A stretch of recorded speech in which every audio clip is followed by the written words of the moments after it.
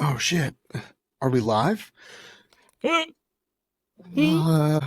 Stage fright. I'm a child in a play in elementary school. Welcome back to another episode of Going For It. That's not It true. You is. didn't pee your pants. You would have peed your I pants did if you not were. pee my pants. I didn't do Just it. saying. You would have. Not that you know. I do. Your mom told me. She's a lovely lady. She's a lovely lady. She's a lovely lady. We are back with another episode of Going For It. This is the Giants Boys edition. We're going to talk off-season Hard Knocks, episodes 1 and 2. We tried to get one recorded last weekend, but I have a baby, an actual, like a newborn baby and a toddler. So my time is not my own. So through no fault of Mike Spillane's, I was not available to be able to do literally anything. But we're here now. We're going to discuss episode 1, episode 2, talk about some people that are talking about some things in the space, and hopefully you guys enjoy this if you're watching Hard Knocks, if you're a Giants fan. If you're watching Hard Knocks and you're not a Giants fan like Craig Brooks and you just like football and you're obsessed with football, I hope you also enjoy this. It's just a little bit of introspection into what is going on in our heads. Before we get started, how you doing, buddy? I'm confused because you're rocking a Giants hat and you're wearing a Philly shirt. It's just. Yeah, Philly swept the Dodgers tonight, so I'm celebrating with that as well. Also, I was wearing a tank top before this, and I'm not legally allowed to put the guns on camera. So Hey, respect it. My only question is, with sweeping the Dodgers, did Ohtani bet that they would lose? Question. We have to ask. we have to. These are questions we need answers to. These are questions we need. No, it's actually his translator. It wasn't Ohtani. Definitely. I'm doing like the was it Lucille Bluth in Arrested Development, because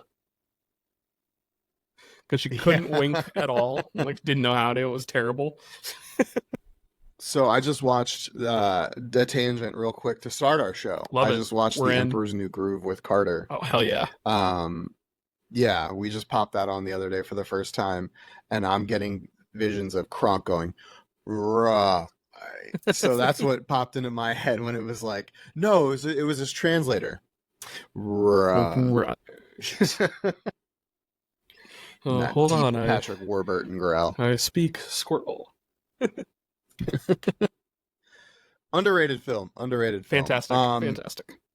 Yes, outstanding. So before we get into the nitty gritty of making fun of people that are more famous than us, get paid to do this, I want to start with you by asking. I love this. This so far to me has been, and maybe it's just because it's the Giants, but I have loved off-season Hard Knocks. I think it's so interesting to see how like they're breaking down free agents. They're going through and for me in episode 2, like the draft breakdown where they were interviewing players and they put them on the whiteboard, and that, like, this is so awesome in my opinion. Like, I didn't think I was going to enjoy this as much as I am. What are your thoughts?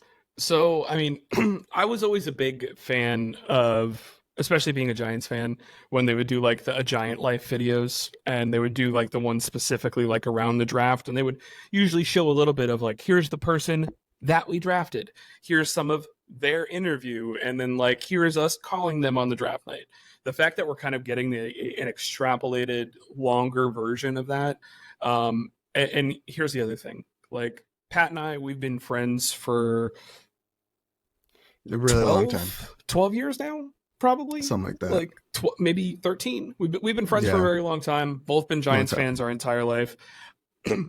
Every off season, Pat and I have played fantasy GM of what we'd want to do. We're always talking like, okay, here's the free agents that are coming up. This is what the money looks like. What do you think we could feasibly do? How much money would this guy cost? What do you think for that? The fact that we get to actually see the shit that we like pretend to do for like, all of our adult life. Yeah. Like the stuff that you pretend that like, you're like, oh, I'm going to give him this contract in Madden. I hope he takes it. Like this is way cooler than that stuff. And obviously this is like more for the sickos, more for the dorks, I think. Obviously being our team, we're much more highly invested, but like kind of what Pat said, the level of access that it looks like they have. Like, there's rumors that like Brian Daboll would, if he didn't want anything to be picked up, he would, whenever he was in Shane's office or Shane was in his office, he'd put on copyrighted music so that way it was playing in the background, so that way that footage he was admitted unusable. to that. Like, He admitted to that in a preview for the series. He was like, "Oh yeah, when I didn't want," he was like, "When I didn't want anybody to hear, I played music." And they were like, "Brian, what the fuck? You said the quiet part out loud, my man." which is funny, and that's where I feel like some people are like, yeah, it seems like some of this is scripted. I'm like, is it though? Like, because I feel like as we're kind of watching more along, like episode 1, he mentions, Daniel Jones is our guy, we have to protect our guy. But then in the second episode, they're showing all these interviews at quarterbacks, and they're even hinting at the fact that he went and talked with the Patriots and said, hey, if anyone's talking to you about pick number 3, call us. Like, you don't do that for Joe Alt, or which they didn't even show any of the draft prep for him. They don't do that for Joe Alt, and you don't do that for one of the wide receivers. If you're making that conversation, you're making it for a quarterback. So like, I feel like there's just, and like, even like, I mean, the phone calls, like stuff like that, talking with agents, talking with players. Like, I think the next episode is going to be the free agency episode. And I'm so amped to see. They kind of implied a couple things, and I know I'm getting a little bit like ahead of you, I think. So I'm sorry, but like they implied the fact that you didn't give me an outline, so I'm just kind of going. I didn't do one, so fuck it, we'll do it live. But no, they kind of implied that there's interest in Christian Wilkins, but obviously there was the nugget dangled out that Brian Burns is on the block. Like, so I'm kind of curious to see, did they want to go for Wilkins and they thought his price was too high? Like, was Wilkins already off the table before they got a chance to actually talk to him? Was Burns a backup plan, or did Burns just kind of happen and they realized that was a better investment than Wilkins was? Which I there's some debate from people as to, now that we know that Wilkins was someone that they thought about, did we make the right choice? I'll save that for later because I'm sure we're going to get into that. But it's just, I don't know. I'm so intrigued. Like, obviously the fact that other teams and GMs had to also kind of be interested, like in on this, and they knew that, hey, if you're talking with the Giants, you're getting recorded. It's probably going to get heard. Someone's going to know about it. And also, I just want to selfishly shout out the fact that these guys are just like us. Like, yeah, absolutely. Because there was, during the 40s at the combine, that was my favorite clip, is when Daboll's like, I could probably run a 7 flat. And everyone's like, no, the fuck you can't. And then he goes to Brasillo, the offensive line coach. He's like, you think you could run a 7 flat? And he's like, no. He's like, what if I put a plate of wings at the end? Like, first off, I'm dying. He's like, how much of a head start do you think I would need to beat Worthy? And then Joe Shane's like, you need to start at the 35. And you still might not. You still might not at 35. Like, dude, the fact, again, like, of stuff like that, stuff like Joe Shane saying fuck, like he seems like such a church boy. Like, yeah, 100%. He really does. He's very clean cut. Like, they opened it up and humanized him by saying, I still take PB&Js to work kind of guy. Like, stuff like that. And I'm just, his grandma's got the hots for Sam Hartman. I mean, I'm confident enough in my straight sexuality. Guy's a good looking dude. I get it. That hair is great. Handsome man. He's got great hair. I understand it. Shout out to his grandma or whatever. But yeah, his G-mom. She's all about Sam Hartman. She said, I'm not dead. And I was like, God damn, grandma. All right, lady. Jeez. So I want to backtrack a little bit, get into episode 1. Sure. When Dan Morgan says, do you want to give me 2 1s for Brian Burns? Because we're so far removed from the Burns trade, we know the trade happens. We know he's a Giant. We know all of these things. Did your balls tingle a little bit? Because, like, mine did.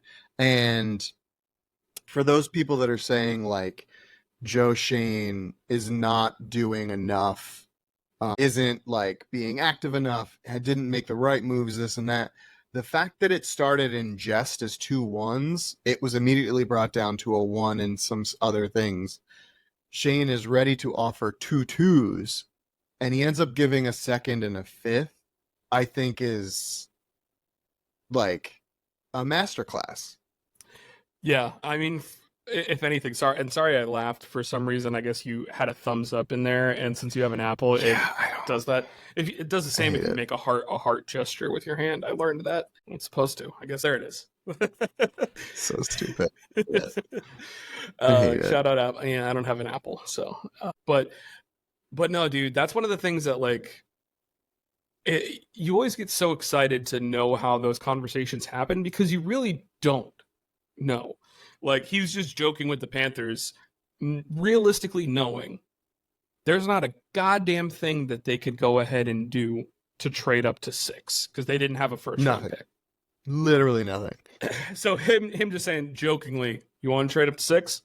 And then him just to be like, I mean, I'll give you Brian Burns for 2 1s. And then he's like, oh, I mean, I want to do that, but like, no. Just jokingly. And he's like, what about a 1 and something else? Like, I mean, we're getting warmer. Like his entire office, he kind of like pitched that to them after that had happened. He's like, what do you think about Burns? And he's like, what do you think it costs? And then one guy's like, at least a 1+. And if I remember correctly, I think it was the Rams last year supposedly sent a trade offer of 2 1s. 2 1s. Yep. And they declined it. Like there was an offer on the table. Yeah, it was before Morgan. Yeah, whoever the GM was before him. Exactly. There was an offer on the table for 2 1s for Brian Burns, and they said no. And the fact that this year it went from 2 1s to a 1+ to 2 2s and ended up being a 2nd and a 5th, like you kind of have to tip your hat to that. Like, yeah, you had to give him a fat contract. Everyone knew that was happening. And is his contract potentially a little bit too fat? You could argue that. But at the same time, I'm not looking at his contract as being too fat because I'm looking at what that defensive line looks like now. Because you're going to have 3 guys on it, plus you're going to have 1 jag on it. Realistically, you're going to have 1 jag on the offensive line, and then you potentially have 3 Pro Bowl level defensive linemen. You have Dexter Lawrence, Kayvon Thibodeau, who took a jump last year, whether people want to admit it. He did. He went from being like a 3-sack guy to I think he finished. Did he finish with double digits? Or he's close to it? I think he did. I think he is the first guy in a Wink Martindale system to finish with double-digit sacks. Yeah, double check that because I don't want to be wrong. And then you've got Brian Burns, who's, I think 3 years in a row, he's been between 9.5 and like 13.5 sacks. Like, yeah, you're going to have like maybe, Nunez Roches in there, Nacho, who's not the best guy, or maybe a Jordan Riley, who's a second-year player who's not that big of a deal. But when you have 5 or potentially 6 people, if you're counting a running back or a tight end, like trying to block those 4, you can only double team 1, maybe 2 of them. Like, there is going to be runners who are going to get free. And Dexter Lawrence has shown you could double team him all you want. He doesn't get stopped. It's like Sexy Dexy is a fucking animal. So I think that's one of the things like that I think made your nethers tingle if you're Shane Bowen coming into this situation when he got the idea of what do you think about Brian Burns? And he's like, when Shane pitched that to him at the combine, he's like, what do you mean? What do I think about Brian Burns? Like, I would like to have Brian Burns. Like, because even in that initial meeting after they decided to give him the job, he implied he's like, strong defensive line, strong pressure from the defensive line. And I feel like we already have a good linebacker pairing. I know a lot of people are kind of iffy on Micah McFadden, but he had a great year last year. And Bobby Okereke was an all-star snub, in my opinion. Like, he was... Yeah, I agree with that. Probably the best player on our team, last year. I think that can be fair to a certain degree, I don't know that there's 4 other linebackers I take over him in the NFL right now. He's Fred very Warner smart. is one. The guy from fucking Baltimore whose name just jumped out of my head is not Queen because he's a Steeler now. Yeah, I know who you mean. It's escaping me as well. I don't know that there's 4 other dudes that I would take over Bobby Okereke right now. Yeah, but that kind of brings me. That's really the point, though. Is like he's a smart field general. That's something that's very exciting. And dude, I don't know. Like I feel like it's one of those things that's a defensive line that is scary. And that even if there's 3 down and then 2 edge rushers, like that's 5-on-5 up at the front. Like, what are you going to do? So Kayvon had 11 and a half sacks last year, up from 4 the year before. Yeah, jump. Yeah. So he forced an extra fumble, one less pass defense, but he played all 17 games, which is a big deal. I think is a Yeah. big deal. You got to keep these guys healthy. He had more quarterback hits, he had more tackles for losses, he had more assisted tackles. He didn't have as many solo, but still. And the team is also Big, still bringing back Azeez Ojulari, who before Kayvon came in, yes, injury issues. He's not been able to stay healthy. That's part of the reason why a guy like Burns is coming into this team. But he was leading the team in sacks when he was healthy because his off the line speed was so good that, even if he didn't have the swim moves or anything like that to get past somebody, he just was too fast, So it's then Isaiah Simmons is back, bringing those late blitzes. Freak athlete. I'm really happy he came back just because I wasn't really expecting it.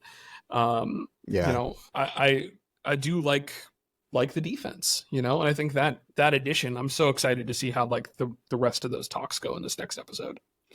Yeah, I think it's going to be really exciting. And just in reference to the defense, like I agree and I disagree at the same time that there's going to be a jag on the line because, like Jordan Riley, I like what Me he too. showed last season. And I think he could be a rotational piece. And the reason I say that is you put him in for, 1 and 2, and then you can kick Burns or Kayvon inside and put Azeez on the field, and then you have your NASCAR package, Dude, like the days of yore. Spagnuolo's NASCAR package. Something I used to, I was one of like my favorite things to play on Madden back in the day when we were running Human Yoris, Strahan, and Tuck. Like, you put Kiwi out there, and you're just like, all right, let's attack every human. Yeah, so fun because that's also back in the day when the Giants offense was like an 81 and the Giants defense was like an overall like a 96. Yeah. Like, the defense was so good. It's just Eli Manning. It's like, unless we got into the fourth quarter, he was suspect. Accurate. Or we were in the playoffs. One of the two. Or we were in the playoffs. Playoffs are always great. Still holds the record. I want to get your vibe, your feeling. There really wasn't a lot of big momentous things, I think, that happened in episode 1, so I don't want to spend much more time on that. But one of the big things that happened, I was going to say, is there anything that you wish happened in episode 1? Not that I can think of. It's hard for me to say because I don't know what's coming. True, because I have 2 things that I would have liked to have seen more about. I would have liked to see more of the defensive coordinator search because that's one of my things. They were, oh great, then we align there.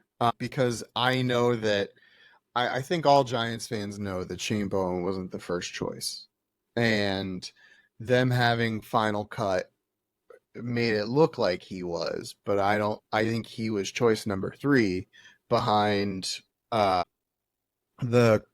corners coach in Baltimore, who was in Philly the year before, and now he's the defensive coordinator in Tennessee. I think he took Bowen's job.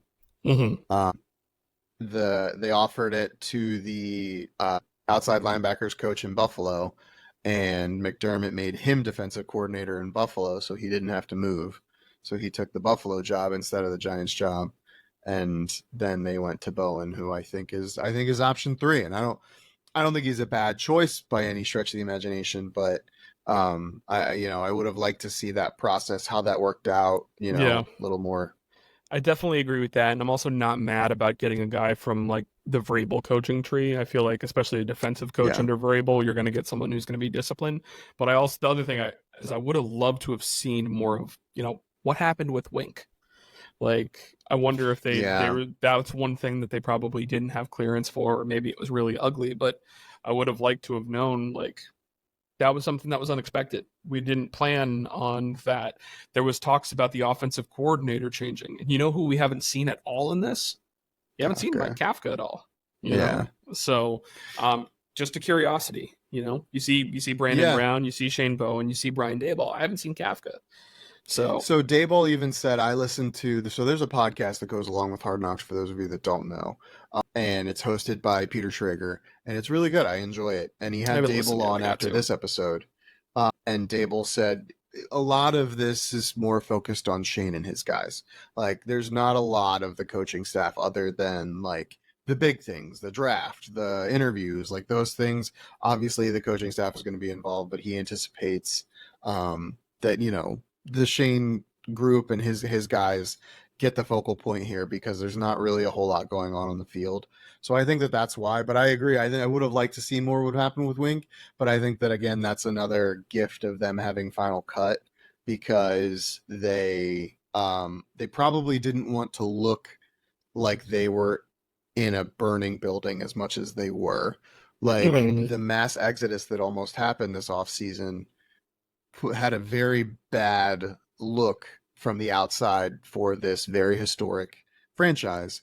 So I think that that was an internal decision that they were like, we're not going to feed the flames of this and like detract from Wink's legacy or whatever. Wink is going to have a hard time getting a job in the NFL. I think we learned that after he had a really good defense last year. It was not the best looking by the numbers, but like they Mhm. should have won more games than they did. I think we both Absolutely. agree on that.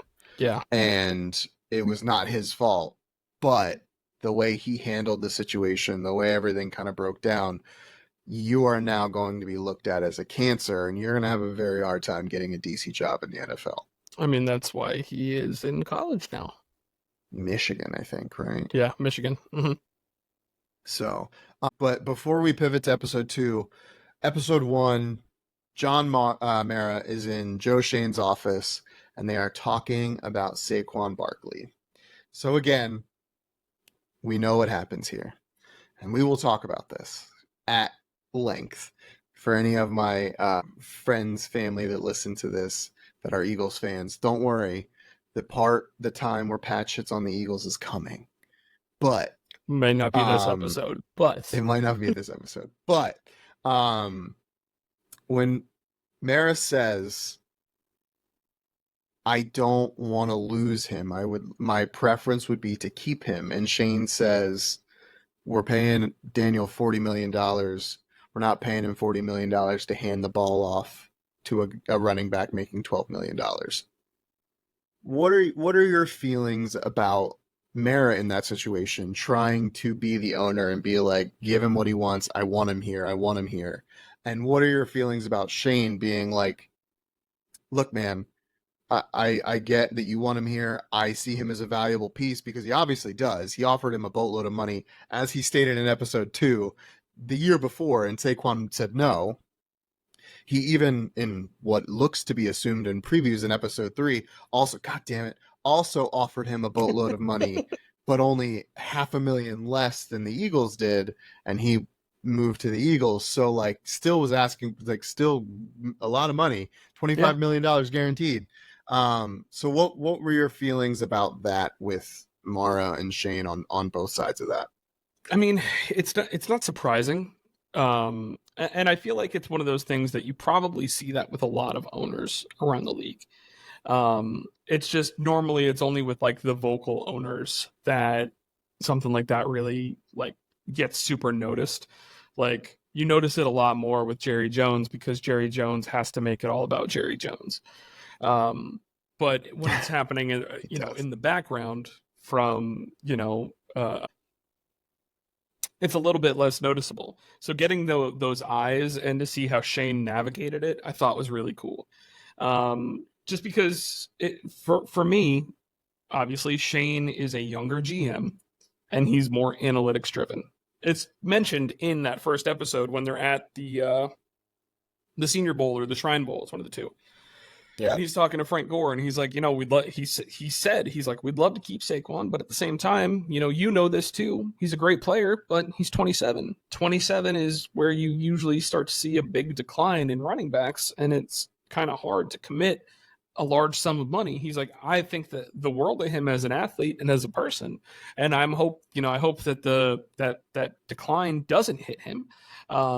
But it's one of those things that you have to keep in mind. You know that that's a possibility. And it's one of those things, it's not like Shane's pulling that out of his ass. You can literally look over the last 10 years once a running back stats between the ages of 21 to 27 compared to the ages of 27 and higher. 27 and higher, a lot of the stats are not good, like, for lack of any other way to say it. So he's not wrong in that. But it was, for me, it was really just kind of seeing him stick to his guns on it and not just sit there and be like, I'm not going to go ahead and pay him just because of the fact that I need to pay him, I'm actually going to go ahead and I'm going to kind of reference Talking Giants here a little bit because we're both big fans of the show. Yeah, we're big fans of the show. And Justin Pennick brought up, I think it's Tim McDonald. His quote is, while in the process of all of that's happening, Tim McDonald's is sitting here saying, well, what's our offensive identity going to be? And I'm kind of, sitting here looking at that, and they're basically saying, all right, so we're going to go ahead and make sure that we need to bring back this running back because the running back is the only way that our team is going to have an identity. And I look at that, I'm like, that's such the wrong way to think about it. You want to go ahead and bring somebody in who is going to, you're not, you don't want one player to be your offensive identity. And I feel like that's problematic thinking. So if you're bringing Saquon in, the way that he's implying it is that Saquon's our offensive identity, and that's the end all be all. That's, I think, right where Shane's comment comes in of saying, we didn't pay Daniel Jones $40 million to hand it off to a $12 million back. We need to see that he can play. And if he's not going to be here to play, obviously they didn't say this, but, if anyone out there understands contracts, the contract is built to have an out at the end of this season if it does not go well. Last year, the first year of his contract, he could not stay healthy. If you can't stay healthy, you're gone. So they went ahead and did it again this time around. We'll see how the year 2 goes under this contract, but I feel like it's very, very firm that if we're in a top 10 draft pick position again next year, if we're Daniel Jones didn't have 4,000 passing yards and 30 touchdowns combined, like there's not a chance that he's saving his job. I think they're going to eat I think it's $20 million in dead cap to get rid of him. Something like that. So it's one of those things that I'm just more so happy than anything that, like you said, Shane stuck to his guns and wasn't going to go ahead and be influenced by that because he understands more so the way that the modern game is changing than John Mara wants to. Because John Mara still wants to be tough defense, trenches, run the ball. That's not the league anymore. It's just not. Look at Baltimore. That's what they do. And it's not, they're competitive, but when they get in the playoffs, they get shit kicked every time. As long as their offensive line holds up, though, I'm very curious to see what they look like with Lamar and Derrick Henry together. That's going to be terrifying. That backfield is horrifying. It could be very fun to watch. Yeah, but also horrifying. Also, yeah. I changed my shirt. I hope you approve. I do approve. I do love my shirt change. Yeah. Love Paris. For those of you that are listening and not watching, yes, my Paris Campbell t-shirt that I just ordered. No, I got a Brian Burns jersey. So nice. Yes. That was another thing to backpack again off of what, Talking Giants, because again, they say a lot of things that I'm thinking. But Justin Pennick also said, one of the individuals in the room, I can't remember, Michael something, I think his last name starts with Tim McDonald.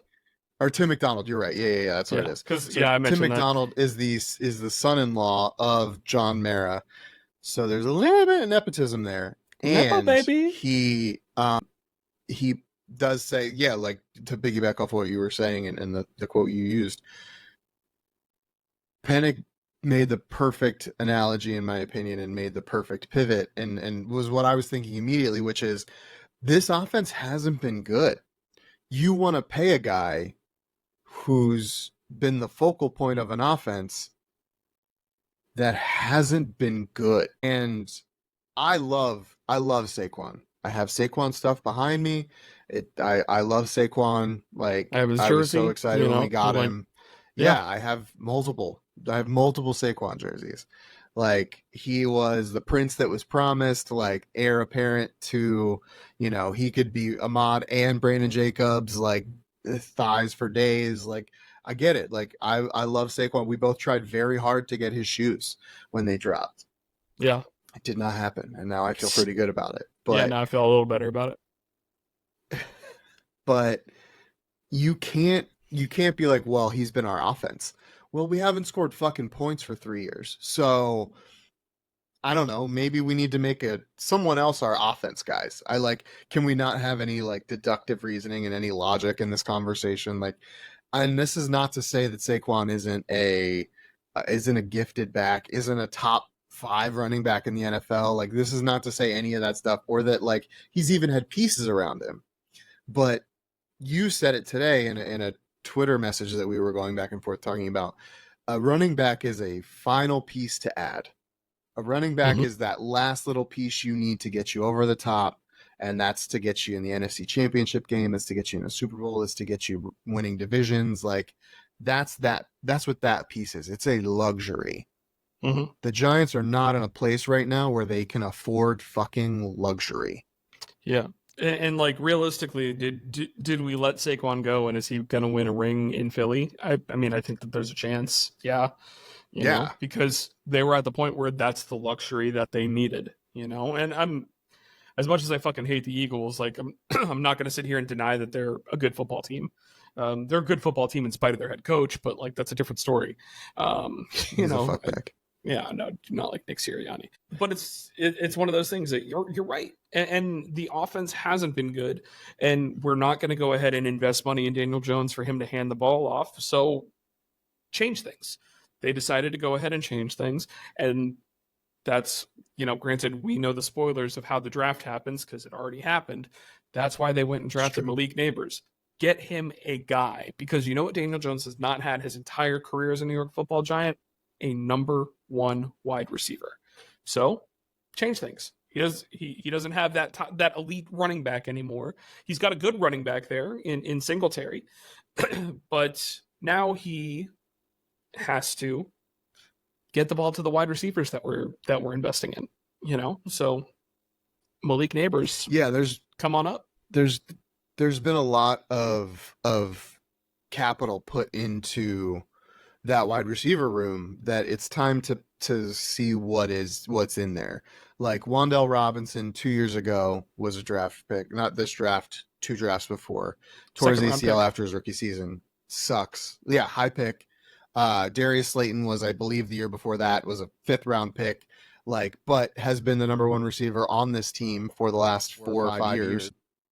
You have Jalen Hyatt last year, 3rd round pick, should have probably went in the 2nd round, but 3rd round pick, speedster, a lot of draft capital. Like I said, a lot of draft capital in that room. And then you look at Malik Neighbors taken with the 6th overall pick. Like, is the alpha big dog in the room now? Is the guy, and we had heard it from multiple sources, and you and I were actually kind of talking about it. We both had Marvin Harrison Jr. as the best player in the draft, but Malik Neighbors was like very close to being not far. Yeah, like it's a little skip. Like, it was very close. So they definitely got a guy. I'm very excited to see what happens with that. And I don't think Daniel Jones is going to be here next year, but they have now they've reinforced this offensive line. Whether they're doing it the right way or not is hearsay. We'll see what happens with Jermaine Illuminor at guard, which doesn't make any sense to me, but whatever. If they're doing it in the right way is neither here nor there, but they're reinforcing the line. They've gotten weapons for Daniel Jones. They are giving him the opportunity to show them that he can run the offense the way that Brian Daboll wants to run the offense. He's calling plays. It will be his offense. Let's see. Like, Tyrone Tracy, 3rd round pick, apparently involved very heavily in the passing game already. Involved very heavily in lots of things. So we can anticipate DJ's got weapons. It's time to see what he can do with them. No more excuses. Big time. $40 million worth of excuses gone, done. Get it out. So I want to pivot. We've been talking about episode 1. I want to pivot into episode 2. I thought episode 2 was way more fun than episode 1. Is it not overwhelmingly apparent by the clips that they selected that they wanted Drake Maye so fucking bad? Yeah. It just it gave you FOMO watching him work the whiteboard Oh my God. and talk plays and go through stuff. Like, don't get me wrong, His recall is so good. Yeah, his recall was good, and like it's funny because you saw in like the previews of the episode when they were talking about stuff, or like not the previews, but like the draft prep before they got there, like they called out like, hey, Jaden Daniels might have issues with recall, and like in the middle of him talking, Brian Dable's like, what was that play? Read it back to me. Like the fact that he was just trying to get him off of his game. That wasn't the play. It wasn't. He fucked it up. He fucked it up twice actually. Yeah. And also like, you know, it was also one of those things like I like the answer that he gave, but at the same time it was also a non-answer. Like, what do you want me to do on that play if I'm throwing that route? He's like, you want me to throw a touchdown? Yeah, it's fun, but it's not what the play is. Like, you know, like go tell me about your progressions, like stuff like that. But yeah, it's one of those things. It was really, really cool to see that, and they definitely love Drake Maye. I was a little bit surprised that there wasn't as much JJ footage in there, especially because there was so much like rumors going around that maybe the Giants really like JJ McCarthy, and for there to just be such minimal stuff about JJ in general, and there was even stuff about Caleb Williams, which I found kind of surprising because it's pretty much a foregone conclusion that he's going number 1. Like, kind of found it funny that he was even included, but who knows? Maybe it was like the footage from JJ. Maybe he just bombed, and they're like, "We'll be nice and not put that in." Like, I mean, it's crazy that they kind of broke that. Like, JJ did not. Like, everyone was saying, "Oh, he runs the offense. He runs the offense," and it's like, no. Actually, the O-line calls protections. He can audible out and he can change them, but like the offensive line calls their own protections. And I was like, damn, that's kind of a big deal, because that was one of the big things about JJ where they were like, oh, pro style offense, you know, he knows the protections, he knows the scheme, he knows and it's like, well, does he? Well, sure? See, that's my thing though. Is that a JJ thing or is that a Harbaugh thing? You know, because I wouldn't be surprised if that's a little bit of a Harbaugh-ism. But at the same time, is Harbaugh going to tell Justin Herbert he's not calling protections anymore? Yeah, no, there's no way. There's no way. It seems like it's just 0% wrong. Chance. You know. So. Yeah. It was just very apparent to me that like they were all in on Drake Maye. Like watching that and like watching Dable talk to him about it, and he was like, "Oh," he's like, "This is a fucking mouthful." That was one of the funniest parts too. Is he was like, "Yeah, it's SYZQ Spider Y2 banana." Had to get that in there for you, buddy. Thank you, John Gruden. And he was like, "I give you one fucking word for that." He's like, "This is way too long." I love that, and it like right after the Drake Maye stuff, how like Shane was like, I'm gonna go down to New England and just talk to them real quick and see like, you guys want to move it big? Exactly. Like that's the thing. That's part of why it's. Like for me, that's why it's like as cool as it is because of the fact that they showed that because, you know, there's an implication, you know, not to quote a very unsavory skit from It's Always Sunny, but like because of the implication. It's the implication. But realistically, that's what it is. Like they went and said, hey, we are interested in pick number 3. I don't know what your guys' plans are, but if there's another team that wants pick number 3, let us know. So do we. Like, and obviously, like, I think it's Elliot Wolf is the GM for, or at least acting GM, because who knows who's really the GM in New England. But he basically said, yeah, no, it's kind of all the conversations we've been having so far is people being like, if you're moving out of 3, let us know.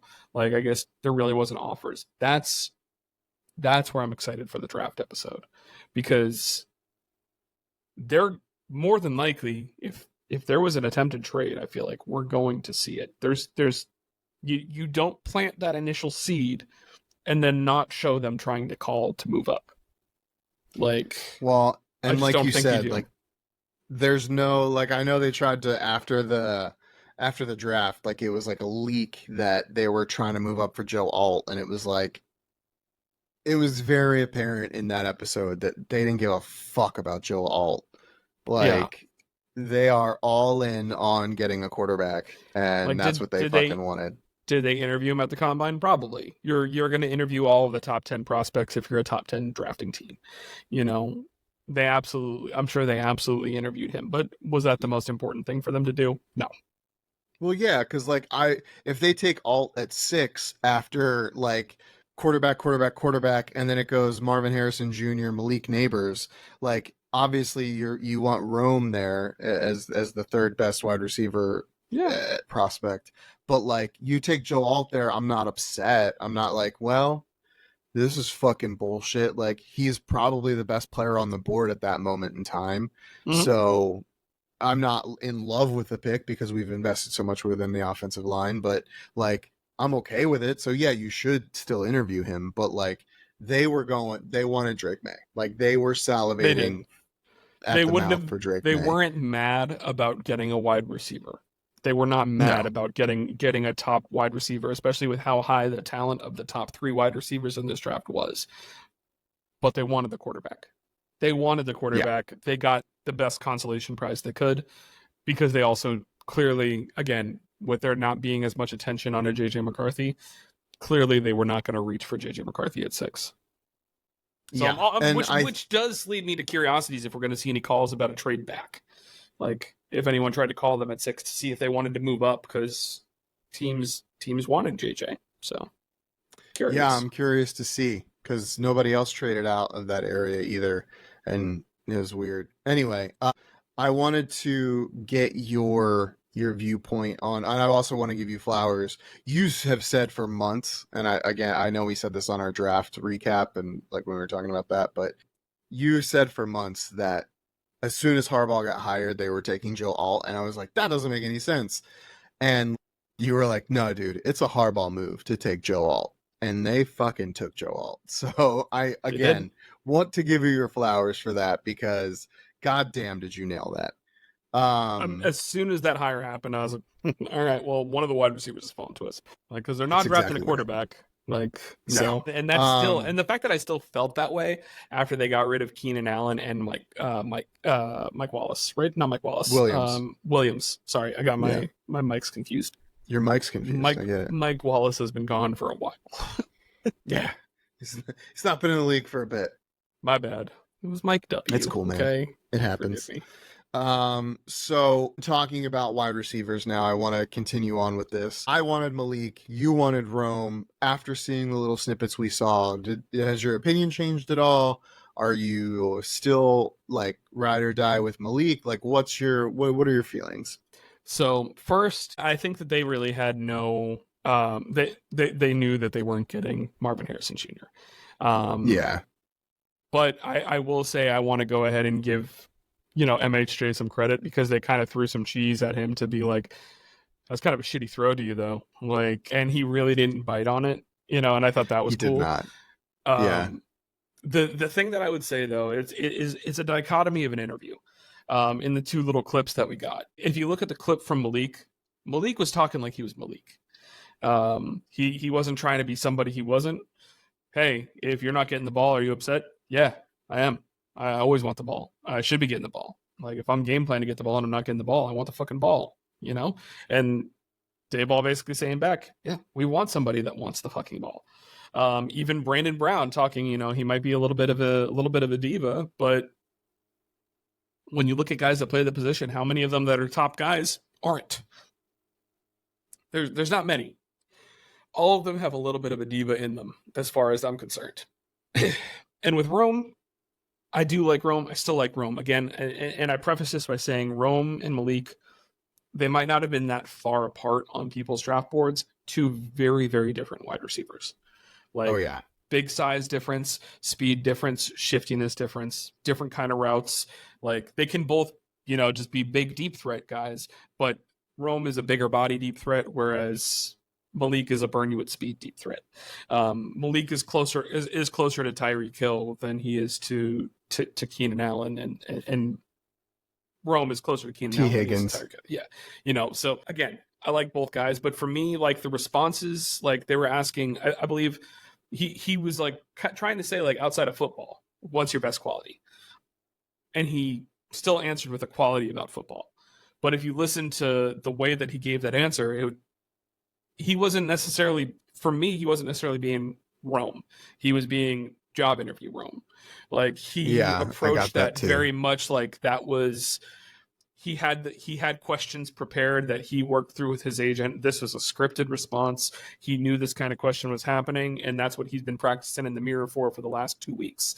You know, there's nothing wrong with that, and I'm not trying to take anything away from him. But Malik was much more of the I want them to know who I am rather than who they want me to be.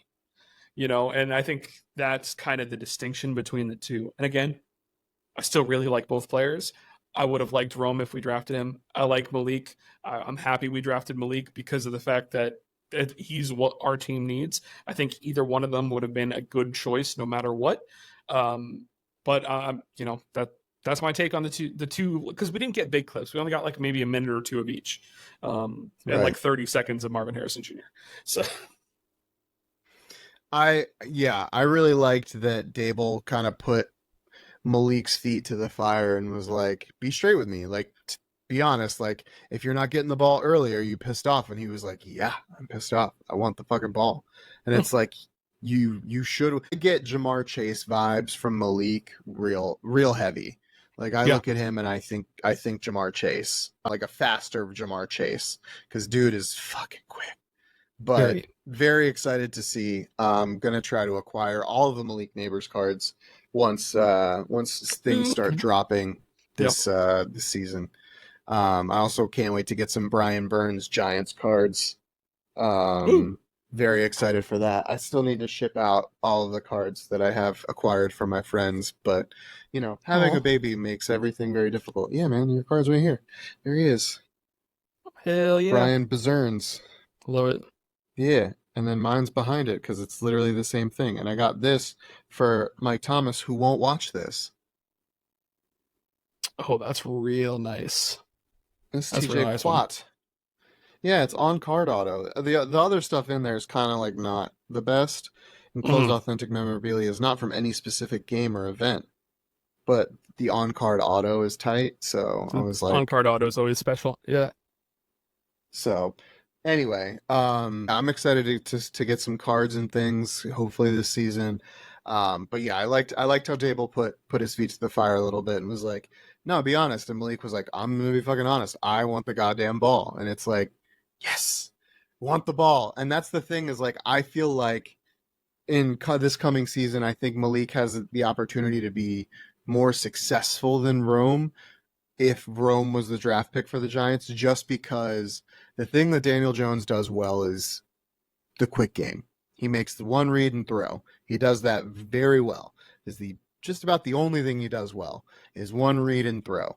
And Malik can run a bevy of routes, short and long and intermediate, I guess, not long, because DJ doesn't really throw a deep ball anymore for some reason. Yeah.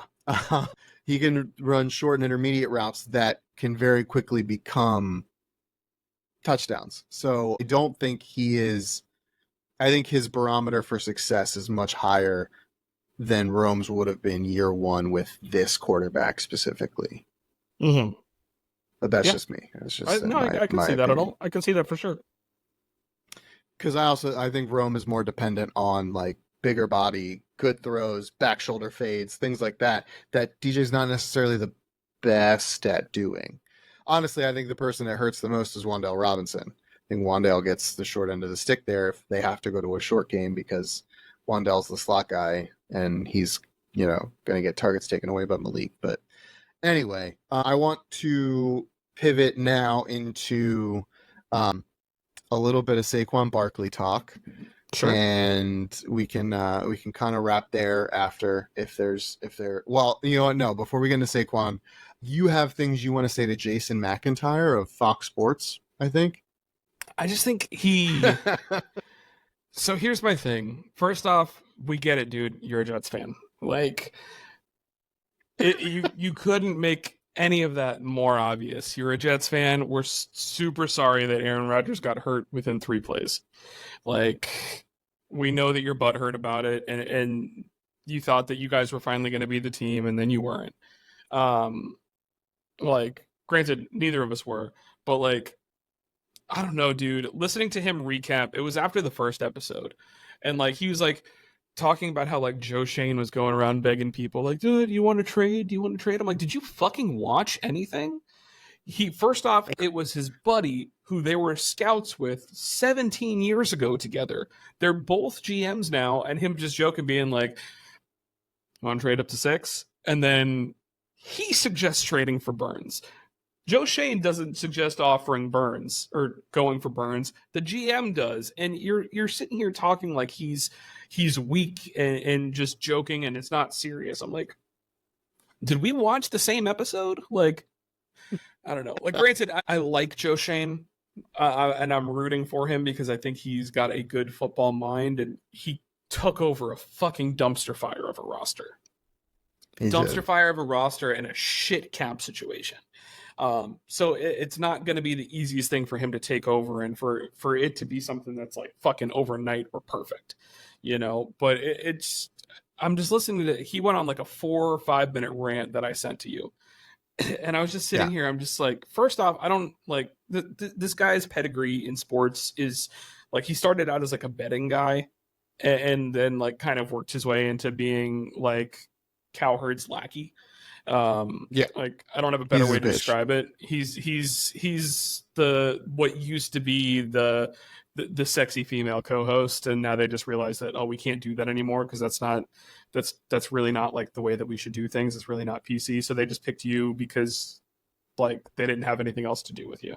Like, right. I don't have a better way to describe it, but no, he's just kind of like a crappy take machine. I told you I went on a rant about Cowherd earlier talking about soccer, but it's a different story. That's not what this is about.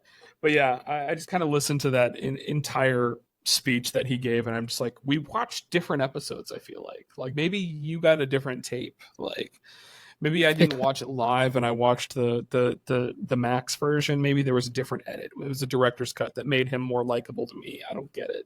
Or maybe it's just you're a bitter Jets fan and you're still upset about the fact that, you know, your quarterback almost became a vice presidential candidate. And he thought about leaving the team this offseason. Yeah, that dude sucks. Like, I mean, do you want to go ahead and do you want to jump in and give your thoughts on Mike Lombardi if we're going to talk about people who suck? Yeah, absolutely, I do.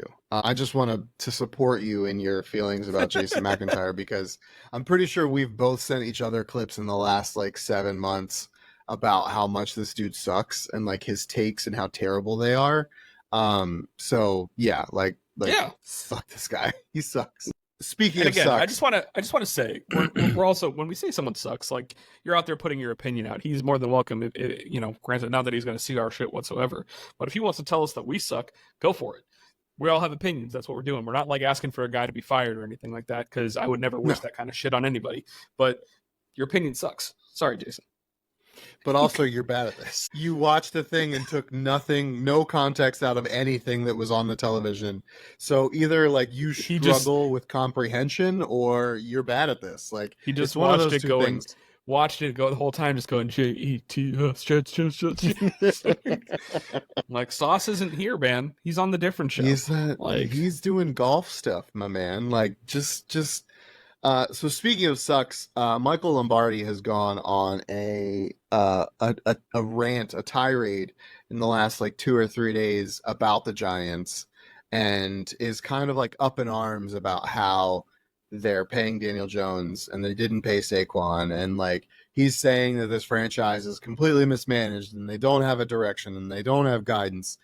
And I think that's the biggest piece of garbage, like nonsense bullshit take stuff that I've ever heard. Like, in my opinion, the Giants, the way they are currently constructed, is a team that is going to win with defense.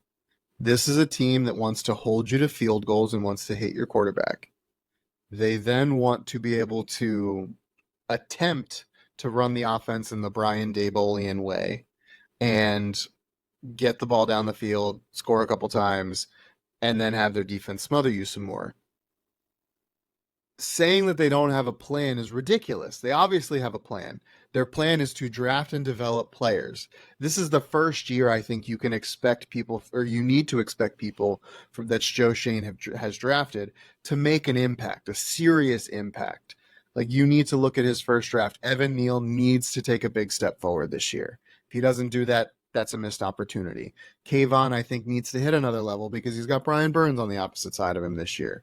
You know, he 11 and a half sacks is great, but when you get 4 against the Commanders, you're still kind of at 8, 7, whatever. They have all of these things.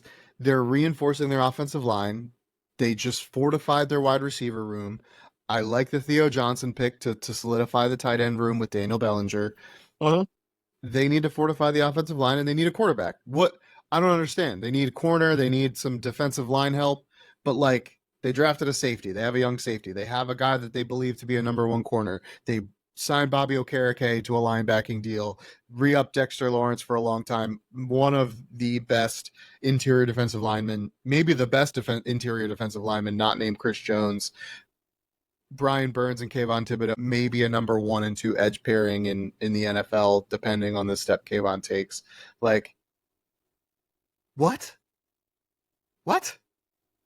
Dude, I'm just confused. Like, they're a quarterback away from being able to truly compete in games that, like, against upper echelon talent.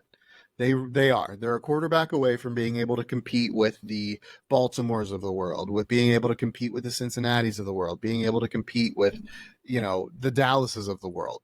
I think Dallas's defense is about to take a massive step back, losing Dan Quinn.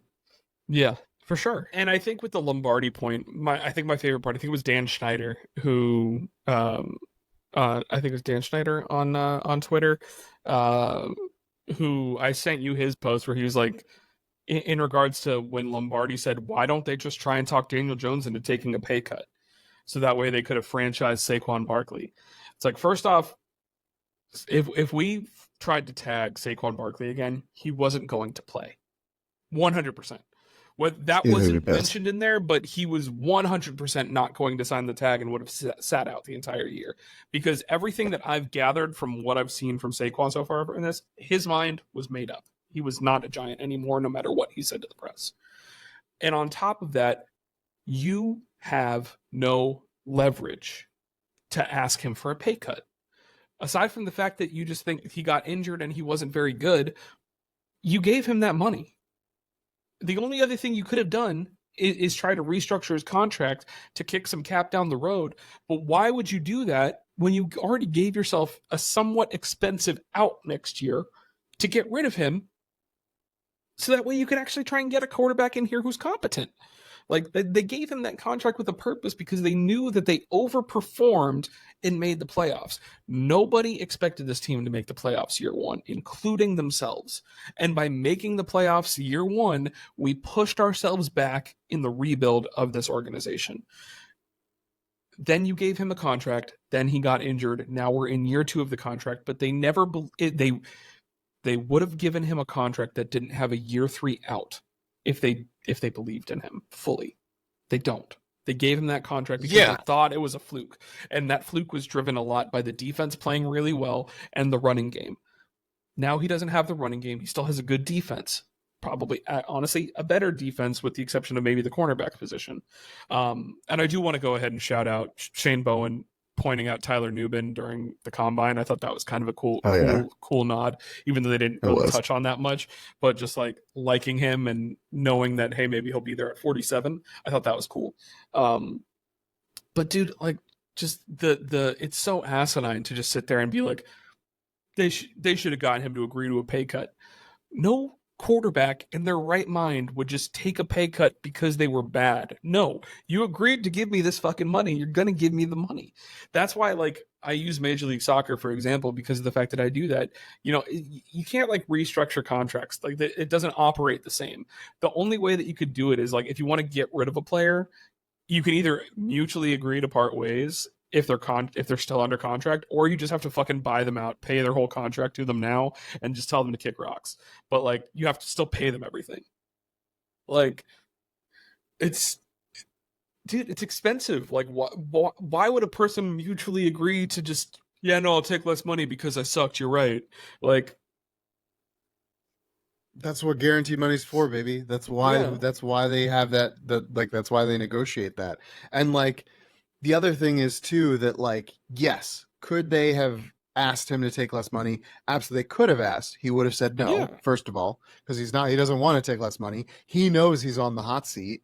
Like he knows that there's that out this year. Like they can get out of his contract, save $25 million, deal with a $20 million dead cap, but like save $25 million by cutting him. Not to mention, his contract was built to be the one that was renegotiated and was restructured. They don't want to do that because that means he's here longer. Like the intention is to get rid of this player. You don't touch his fucking salary. You have the out. You're going to take the out. Like, I just, Lombo, don't talk about things you don't understand. Like that's just kind of where I'm at. Like no, I'm and this is the thing, okay? And now I'm gonna be mean. Like, don't talk about things that you don't understand. Buddy, you were only given a GM job for 1 year. You lasted from I think 2020, the offseason of 2012 through 2014. You barely made it a season and a half with the Browns before they canned you. And then I think you were a coach's assistant in New England after that. Like, you got one shot being the top guy at the front office. No, he did do that after because I double checked his when we were talking shit. I double checked his career because no one's giving you a shot if this is just the shit that you think of. Like, obviously, your takes are usually outlandish and stupid when I'm seeing them on ESPN Plus as well. But like that tweet just like literally put me over the edge because it's like there's a reason no front office is hiring you if you think that's something that's actually fucking feasible. Like. Like, enjoy being on ESPN and getting that paycheck because you're not getting a GM job anytime soon. Yeah, it's just like you. It's so asinine. It's so asinine to say the shit that he's saying, and like, I get that. I get that he like. It's just seeing him on McAfee, and like when McAfee brings him on, and he's like, "Oh, the great Paisan," like, he's not good at stuff. He is bad at stuff. Like the Jason McIntyre and fucking Lombo are bad at stuff. This is why they are on the like. It's terrible. So 2013 Cleveland Brown draftees, from the brain of one Michael Lombardi. Hit me with it. Barkevius Mingo. Cool. Leon McFadden. Jamoris Slaughter. Armonte Bryant. And Garrett Gilkey. I am familiar with Mingo, but I think he's out of the league at this point. So been out of the league a long time. 2014, because he was in 2013 to 2014. I'm going to say that he was, general manager Ray Farmer. So he got one draft. Not even in charge of the 2014 draft. He was in charge of the 2013 draft. And the Browns picked, sorry, I'm trying to find standings and position and postseason. Oh no, that was for that season. They picked 22nd. Oh no, sorry. They were 4-12 in 2013. Solid team that Lombo put together for those Cleveland Browns. Dude's been riding the coattails of Bill Belichick saying that he was a great football mind. That's literally the only thing he's done. He's just ridden the coattails of that statement his entire career, and that's all he's done.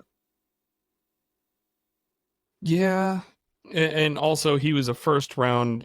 Mingo was picked 6th overall in the first round, and he was out correct. He was out of the Cleveland Browns after 2015.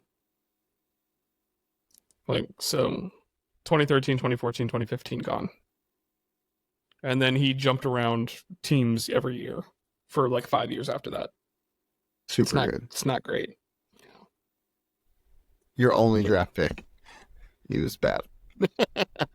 Now I'm kind of I want to look at that draft now. Like, who'd you pass on? 2013, I can't even remember. It was 10 years ago. Let's see, hold on. Crazy. Those are dumb words I just said. I didn't like that at all. I mean, to be fair, the top end of this draft, is not good. Like, I'm pulling you it up have, right now. yeah, Eric Fisher went first, so offensive Okay. tackle. Luke Jokel, bust. Deion Jordan, bust. Lane Johnson, Ziggy Ansah, they did well. Mingo, Jonathan Cooper, Tavon Austin, like, D. Milner.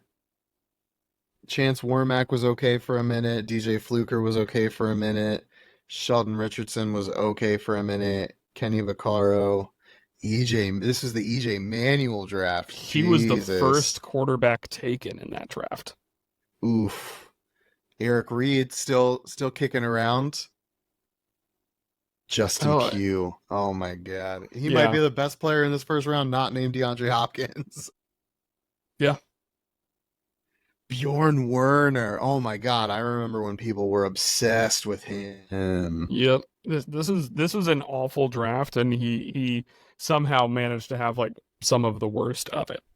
Like, yeah, I don't understand how he did that, but damn, the Travis Kelce third round pick. Everybody passed on a future Hall of Famer, maybe the greatest tight end of all time. Possibly. Crazy shit. Well, I'm gonna park our Saquon conversation till we'll probably do episodes 3 and 4. I like this double episode thing. And we'll chat about Saquon in the next one, because we'll see what he says and what his agent says, because it is widely believed, it is widely speculated that there was in fact an offer made by Joe Schoen and the Giants that was $500,000 less a year. And Saquon still signed with Philly. Kid? Fuck you, you piece of shit. Whoops. Oh, darn, did that just slip out? Oh. That snuck out. Oh, man. Fiddle faddle. Yeah, we'll leave it there. Any parting words you have for our adoring audience, Mr. Spillane? No, just enjoy football, you know? It's great. I'm enjoying the show, and knowing that we get this off-season Hard Knocks, and then that we're going to get, Chicago Bears actual training camp Hard Knocks, I think is going to be fun. And then we also are going to get in-season Hard Knocks. That's going to be all of the AFC North. Yeah, I feel like that's just going to be a lot of fun in general. So enjoy football while we can. Yeah, it's expensive to watch it everywhere we want to. Yeah, it is very expensive. We're very close to everything kind of coming back. I think we're like 2 weeks away from training camp. I believe we will be together next week to do our quarterback draft. So if you guys want to come listen to us spout nonsense about quarterbacks and do our official, unofficial, going for it quarterback ranking, stay tuned for that. That'll be next week. And then the week after, obviously, we'll wrap up our Hard Knocks talks. If you guys have any questions, comments, concerns, anything you want us to talk about in particular while we're still ramping up football, obviously training camp isn't super fun to cover from a distance to talk about, but so we'll still need some topics. But if there's anything you guys want us to talk about, let us know in the comments. Don't forget to like, comment, and subscribe. We love your faces, and we will see you all back here next time.